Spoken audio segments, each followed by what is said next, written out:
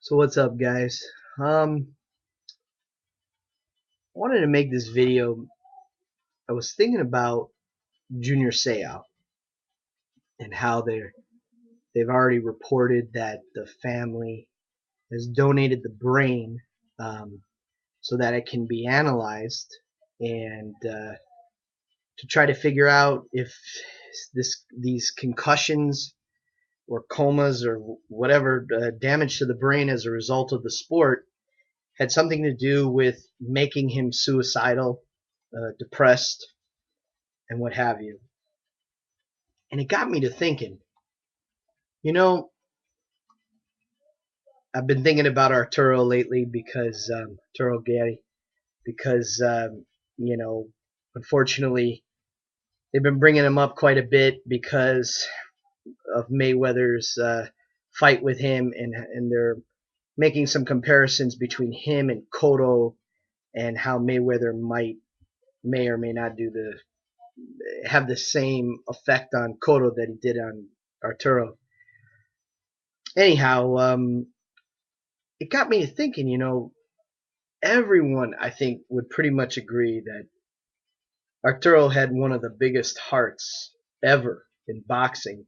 It was the warrior of warriors. Even in the Mayweather fight, he refused to give in, and even though he knew he was just outmatched, overmatched, and outclassed, I guess. And I don't like to use that word though because I think he had a lot of class. But anyhow, I know what they mean, class in terms of skill level.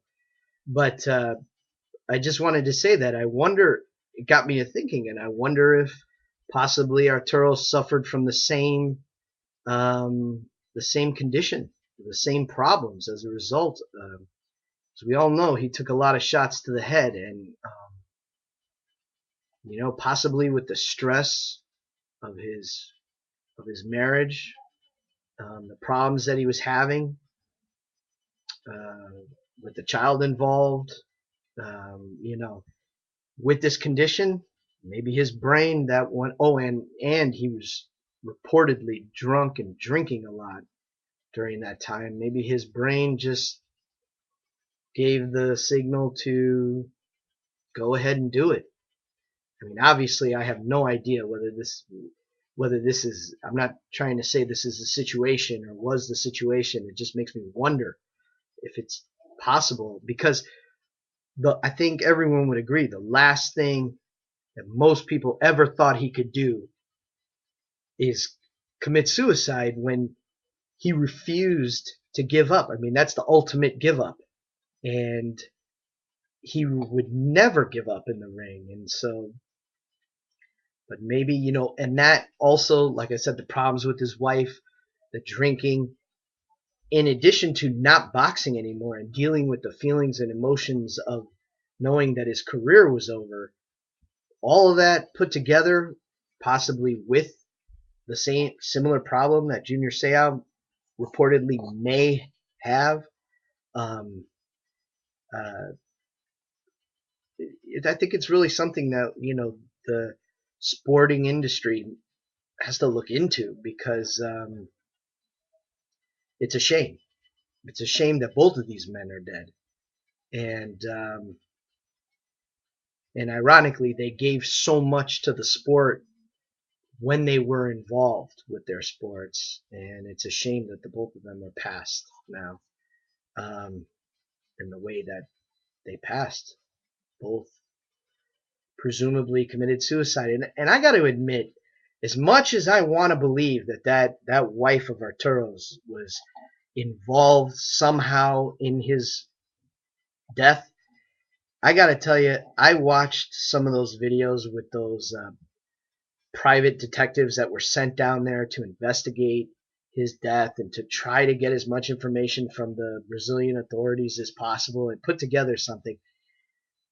I'll be honest with you, I was not convinced of their story. I had many questions that weren't answered, and for them to believe they they didn't convince me.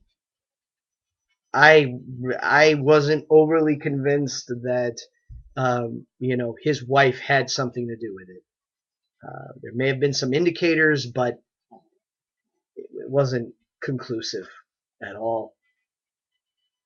But anyhow, um, it would be interesting. Maybe there's a way that they can investigate his brain, um, Arturo's brain. I don't know if it's too late for all that, but you know, um, anyhow, I just it's the you and then also I want to say from my own personal experience, when the mind when your body physically reacts to stress, um, if you know what's happening to you, you can learn to control it. But it requires help. Sometimes it requires medications. Um, and I don't want to hear. I mean, I let's just say I could appreciate this condition because if you don't know that you have it, you don't understand what you're thinking and what you're feeling, and it's very difficult to try to control it. And I guess more often than not, it's too late. So I just think that the sporting industry should do what they can to investigate these situations and see if there's ways in which they can test these athletes while they're active, after they've retired, to see if they're possible. They may have the preconditions for these condition for these. They may be showing some sorts of symptoms or something in some X-rays and analysis of the brain, so that these suicides could be prevented, if that's what they are. In fact, if they were. Um, but and also I got to throw in a few more words about Mayweather. I'm trying so hard to figure this one out. I mean, like I said, I've said so many times, I'm a fan of both of these guys, and I just think, I'm hearing all this talk about Mayweather's power being underappreciated. I don't think so. I think what we've seen is what he has.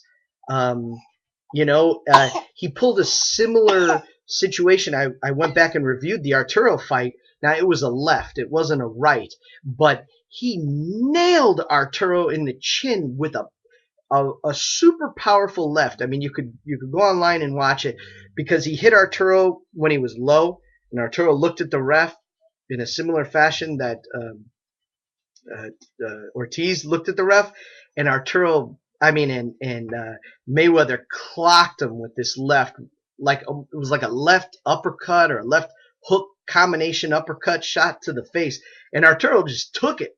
I mean, he stayed standing. It barely even knocked him back a little bit. And if you look at Mayweather's face, you can tell he put his all into that shot. And I don't think there's anything underestimated about Mayweather's power. I think Cotto's probably more powerful. And I think Cotto's underestimated. I think his boxing skills are underestimated. I think this new coach is underestimated. I think and his abilities to put together some direction for Cotto. I think Cotto's underestimated in general, just because of look. You guys got it. Everyone's saying, "Oh yeah, he didn't look all that much. He pretty much looked the same in the second Margarito fight, and if it weren't for the eye, it may in the ninth, it may have probably maybe went down a similar path as the first fight." Well, I'll tell you, uh, uh, um, put yourself in Cotto's shoes. It's easy to talk this way, but you're talking about a guy who took the worst beating of his life, and now he's back in the ring with this guy. Trying to control your own emotion requires a lot of resources in you, which you can't in turn devote to the physical aspect of fighting. I mean, we know that this game is mostly mental, and Cotto had to control his emotions. He could not let anger, he could not let revenge take over him, and he didn't. And that probably ate up a lot of the resources inside. But going into this Mayweather fight, he's got nothing to lose. He vindicated himself. He beat Margarito, and you know, and don't and everyone's saying, "What's a man? You all right? What's a man?" Okay, we'll call it. We'll end it up right here. Okay, say goodbye to everybody. Say bye. Oh, you're tired. Okay, bye. Okay.